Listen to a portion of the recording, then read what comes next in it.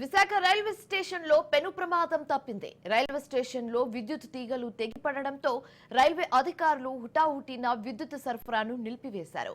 దీంతో పలు రైళ్ల రాకపోకలకు అంతరాయం ఏర్పడింది.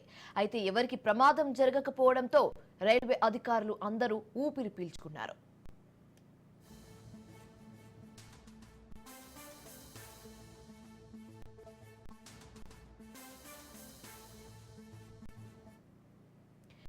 విశాఖ రైల్వే స్టేషన్ లో పెను ప్రమాదం తప్పింది.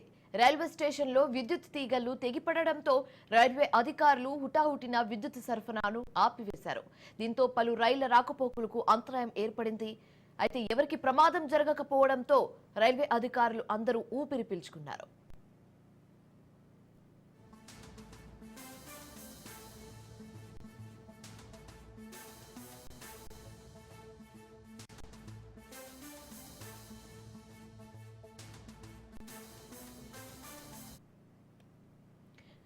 విశాఖ రైల్వే స్టేషన్ లో పెను ప్రమాదం తప్పింది. రైల్వే స్టేషన్ లో విద్యుత్ తీగలు తెగిపడడంతో రైల్వే అధికారులు హుటాహుటిన విద్యుత్ సరఫరాను నిలిపివేశారు. దీంతో పలు రైళ్ల రాకపోకలకు అంతరాయం ఏర్పడింది. ఎవరికి ప్రమాదం జరగకపోవడంతో రైల్వే అధికారులు అందరూ ఊపిరి పీల్చుకున్నారు.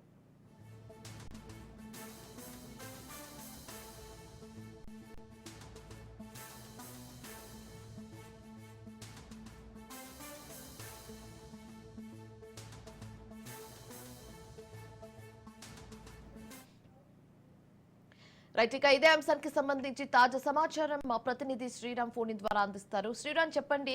విద్యుత్ తీగలు తెగిపడడంతో రైల్వే అధికారులు హుటాహుటిన విద్యుత్ సరఫరాను నిలిపివేశారు. ఎలాంటి ప్రమాదం జరగలేదన్నట్లుగా తెలుస్తుంది. అయితే ఏంటి రీజన్ ఏంటి? దీనికి సంబంధించి మీ వద్ద ఉన్న పూర్తి డీటెయిల్స్ ఏంటి? శివాని, ఈ రోజు తెల్లవారుజామున విశాఖ రైల్వే స్టేషన్ లో పెను ప్రమాదం తప్పినట్లుగా చెప్పుకోవచ్చు. ముఖ్యంగా ఈ రైళ్లు ప్రయాణించడానికి అవసరమైన విద్యుత్ సరఫరా చేసేందుకు రైల్వే స్టేషన్ పరిధిలో ఈ హైటెన్షన్ విద్యుత్ వైర్లు ఉంటాయి.